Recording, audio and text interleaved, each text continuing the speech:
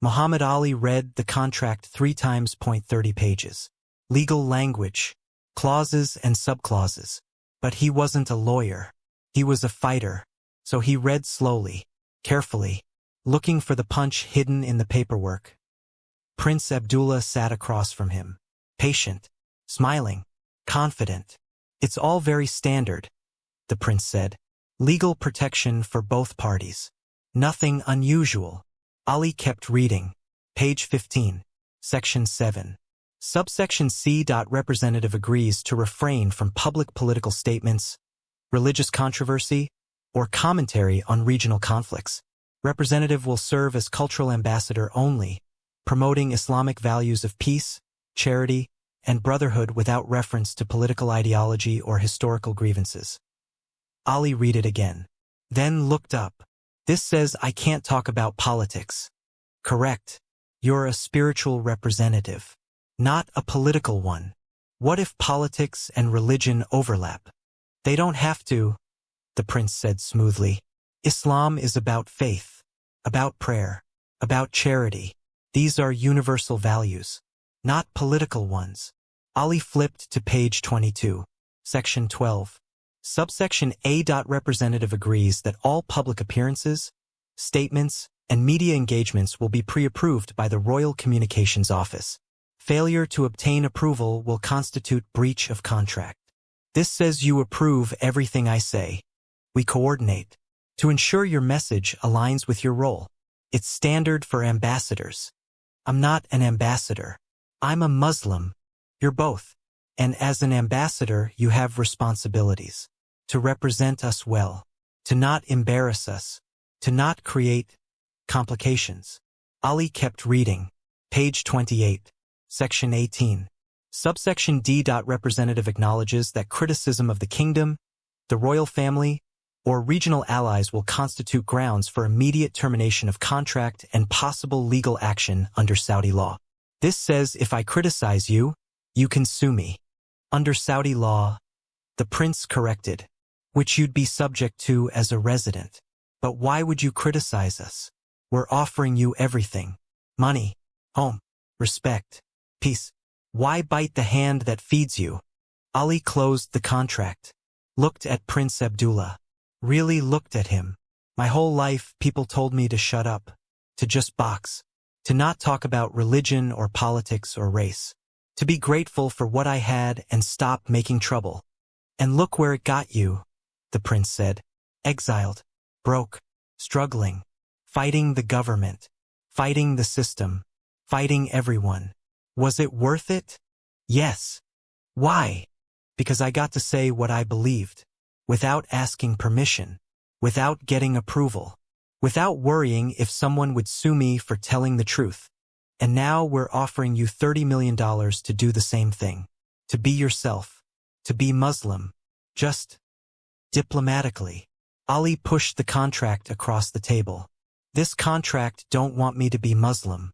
It wants me to be quiet. There's a difference. Muhammad. Malcolm taught me something before he died. He said the most dangerous thing you can do to a revolutionary is make him comfortable. Give him enough money to shut up, enough respect to stop fighting, enough comfort to forget why he started. Malcolm died poor and shot." The prince said coldly. "Malcolm died himself," Ali replied. "That's more than most people can say." He stood up, walked toward the door. $30 million, Muhammad. Think about your family, your future, your legacy." Ali stopped, turned around. "My legacy ain't going to be written in contracts. It's going to be written in the things I refuse to sign." Riyadh, Saudi Arabia. October 1975. Muhammad Ali had been in the kingdom for 3 days. 3 days of luxury that felt like a dream. Or a trap. Sometimes both. The palace was massive. 50 rooms. Maybe more. Ali lost count. Marble floors so polished you could see your reflection. Chandeliers with 10,000 crystals. Gold everywhere, faucets, door handles, picture frames. Even the toilet had gold accents. His suite was bigger than any hotel he'd stayed in. King-size bed with silk sheets. Private bathroom with a tub carved from stone. A balcony overlooking the city of Riyadh, buildings rising from desert sand, highways cutting through heat, modern towers built on ancient land and oil money. Prince Abdullah had arranged everything. First-class flight, limousine from the airport, private tour of the royal compound, meetings with ministers and businessmen, dinners with diplomats and scholars. Everyone smiling, everyone respectful, everyone treating Muhammad Ali like he was still the champion of the world. Even though his title had been stripped, even though he'd been exiled from boxing for refusing Vietnam, even though America had turned its back on him. But here, in Saudi Arabia, they called him brother, they called him champion, they called him the greatest Muslim athlete in history. And they wanted to pay him $30 million to stay. It's a good offer, his lawyer had said on the phone the night before. The best offer you're going to get. You need this money, Muhammad. The IRS is after you. You've got debts. You've got family to support. You can't keep fighting the world forever. But as Ali sat in his luxurious suite staring at the 30-page contract, something felt wrong. Not the money. The money was real. $3 million per year for 10 years. More than he'd made from any fight. Enough to solve every financial problem he had. Not the lifestyle. Living in Saudi Arabia meant living in a Muslim country. No discrimination. No racism. No being called a draft dodger. Just respect. Just peace. But peace at what cost? He read the contract again. Slowly. Looking for the catch. And on page 15 he found it. The knock on his suite door came at 10:00 a.m. Ali opened it. Prince Abdullah stood there with two advisors. All smiling. All confident. Good morning, Mohammed. Did you sleep well? Like a baby. Ali lied. He'd barely slept. Too many thoughts. Too many questions. Excellent. Have you had a chance to review the contract? I have. And the prince's smile widened. Shall we make this official? Shall we announce to the world that Muhammad Ali has found his home in Saudi Arabia? Ali gestured to the sitting area. Can we talk first? Of course. That's why we're here. They sat. The prince on the leather sofa. Ali in the armchair across from him. The two advisors stood by the door. Silent. Watching. Ali picked up the contract. I got some questions. Ask anything. Section 7. Says I can't make political statements. Says I gotta stick to Islamic values of peace and charity. What's that mean exactly? The prince waved his hand dismissively. It means you represent Islam positively. You talk about prayer, charity, brotherhood, universal values, things everyone can agree on. What if I want to talk about Palestine? The prince's smile tightened. Palestine is complicated. That's why we should talk about it. Mohammed, you'd be an ambassador. Ambassadors represent their country. And our country has relationships with other countries. Relationships we can't jeopardize with inflammatory statements. Inflammatory? Ali leaned forward. Palestinian people getting pushed out of their homes. That's inflammatory? That's political. And Section 7 clearly states. I know what it states. I'm asking what it means. Because to me, being Muslim means standing for justice. And justice is political. The prince exchanged glances with his advisors. Mohammed, we're not asking you to stop caring about justice. We're asking you to express it diplomatically. There are ways to support causes without creating conflict. Malcolm didn't believe in diplomacy. Malcolm is dead, the prince said flatly. Shot by his own people. Is that the legacy you want? Dying young because you couldn't compromise? Ali sat back. Section 12 says you gotta approve everything I say publicly. Every speech, every interview, every statement. That right? We coordinate. To ensure consistency of message. Whose message? Mine or yours? Both. You speak for yourself but also for the kingdom. That requires coordination. That requires control. That requires responsibility. The prince corrected. You're not just Muhammad Ali anymore. You'd be a representative of Saudi Arabia, of Islam. of millions of Muslims who look up to you. You can't just say whatever you want without considering consequences. I've been saying whatever I want my whole life, and look where it got you. Banned from boxing, broke, fighting your own government, running from the IRS. Is that freedom? Or is that just another kind of prison? The question hung in the air. Ali looked out the window, at the city below, at the construction cranes everywhere. Building, always building, towers rising from sand, progress built on oil money and foreign labor. Who works those construction sites? Ali asked. The prince looked confused. What? The construction. The buildings going up. Who's doing the work? Contract workers. Foreign labor. We import them from Pakistan, India, Bangladesh, Philippines. It's standard practice. They get paid good. They get paid market rate. What's market rate? Enough to send money home to their families. Everyone benefits. Can I meet them? The prince's face changed. The smile disappeared. Why would you want to meet construction workers? Because if I'm going to live here, I should know who's building the place. Mohammed, those workers are... They're not relevant to this conversation. We're discussing your future, your contract, your legacy. My legacy is about more than money. It's about who I stand with. And if I'm going to represent Islam here, I should know how Muslims are treated here. All Muslims, not just the rich ones. The advisors shifted uncomfortably. The prince's jaw tightened. The workers are treated fairly according to our laws. What laws? Saudi law. Can they leave if they want? They're under contract. That's not what I asked. Can they leave? The prince stood up abruptly. Mohammed, you're overthinking this. You're not here to reform our labor system. You're here to be the face of Islam, to show the world that Muslims can be successful, respected, honored. That's all we're asking. That's all you're asking, Ali said quietly. But that ain't all I'm hearing. That afternoon, Ali left the palace. Not officially. He told his handlers he wanted to explore the city. See Riyadh. Experience life outside the royal compound. They assigned him a driver, a guide, a translator, all employees of the royal family, all there to show him what they wanted him to see. But Ali had other plans. Take me to where the workers live, he told the driver.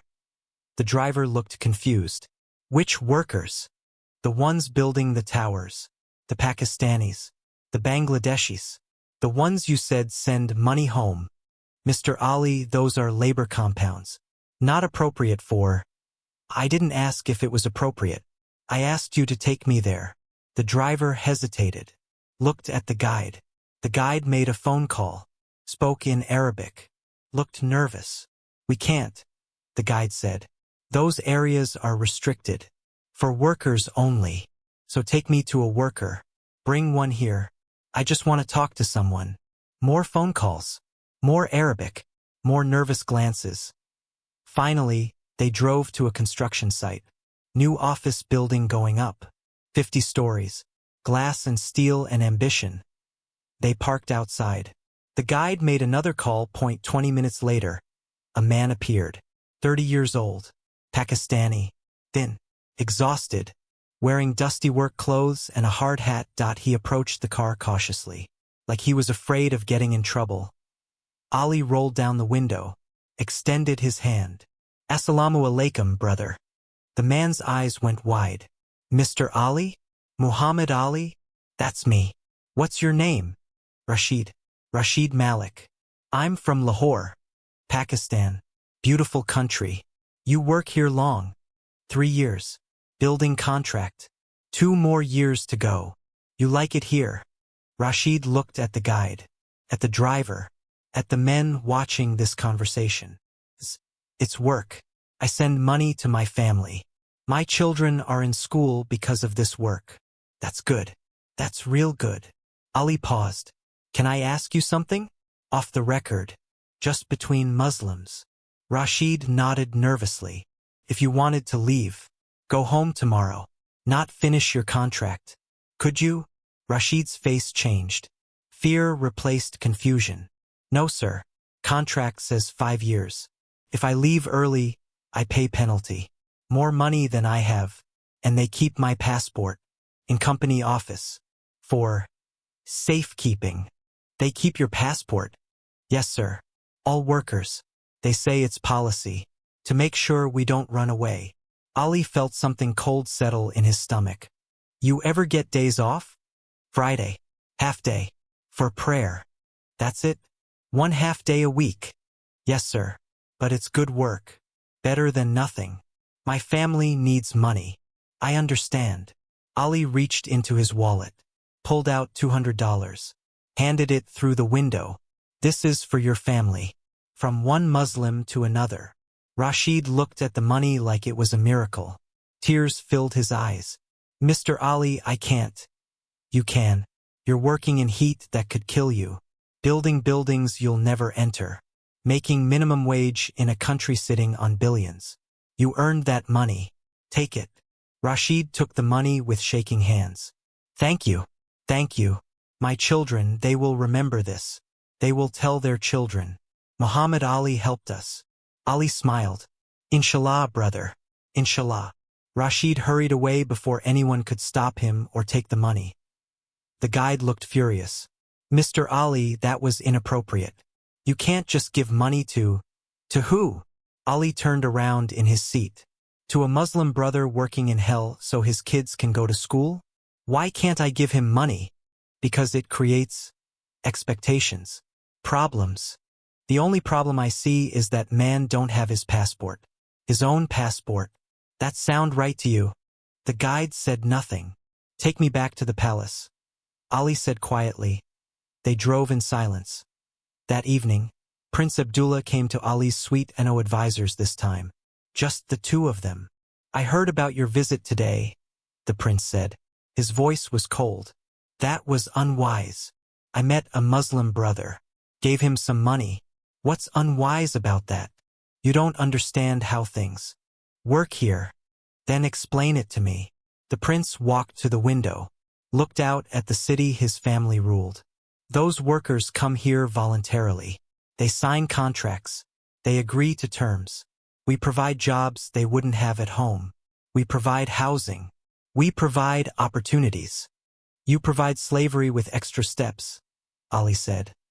The prince turned around sharply. That's insulting. And ignorant. Is it? They can't leave. You keep their passports. They work 6.5 days a week in heat that could kill them. They build your towers, your palaces, your luxury, and they live in compounds outside the city where you don't have to see them. That sound like opportunity to you? That's the system. The economy. The way development works. That's exploitation dressed up as economics. You're being naive, Muhammad. You think America treats workers better? You think the men who built your stadiums had fair wages? Had rights? You think the system that banned you from boxing for refusing war is somehow more moral than ours? America's got plenty of problems. But at least I can say that without getting sued. The prince's eyes narrowed. What do you mean? Ali picked up the contract. Turned to page 28. Read aloud. Representative acknowledges that criticism of the kingdom will constitute grounds for termination and possible legal action under Saudi law. He looked up. That's in your contract. The one you want me to sign. Says if I criticize you, if I speak truth about what I saw today, you can sue me. Under laws I don't understand. In courts I can't access. That sound like freedom to you? That's protection. For both of us. That's control. Over my voice. Over my conscience. Over my soul. The prince walked closer. Stood directly in front of Ali. $30 million, Muhammad. 30 million. Do you understand what you're throwing away? Do you understand that this offer won't come again? That you need this money? That your family needs this money? I understand all that. Then why are you being so stubborn? Ali stood up. Looked the prince in the eye. Because Malcolm taught me something. Right before he died. He told me the most dangerous thing they can do to a revolutionary is make him comfortable. Give him enough money to stop talking. Enough respect to stop fighting. Enough luxury to forget why he started. Malcolm died in a theater with bullets in his chest. Malcolm died standing up, Ali said. And I'd rather die standing than live on my knees, even if them knees are resting on silk carpets in gold palaces. The prince stared at him for a long moment. You're making a mistake. Maybe, but it's my mistake. And I get to live with it. You could have everything here. Safety, wealth, respect. A place where Islam is law. Where you'd never face discrimination again. But I'd face a different kind of prison. A golden one. Where I'd have everything except the one thing that matters. What's that? My voice. The prince turned toward the door. Stopped. That worker you gave money to, Rashid. We're deporting him tomorrow. Ali felt his chest tighten. Why? Accepting unauthorized gifts. Violating company policy. He'll be on a plane to Lahore by noon. The prince looked back. That's what your charity accomplished, Muhammad. You got a man fired and deported. You think you helped him? You destroyed him. The door closed, and Ali stood alone in his golden suite, staring at the contract worth $30 million, knowing he'd never sign it, but wondering what his principles had just cost a man with 3 children and no passport. The next morning, Ali checked out of the palace. The prince didn't come to say goodbye. Neither did the advisors.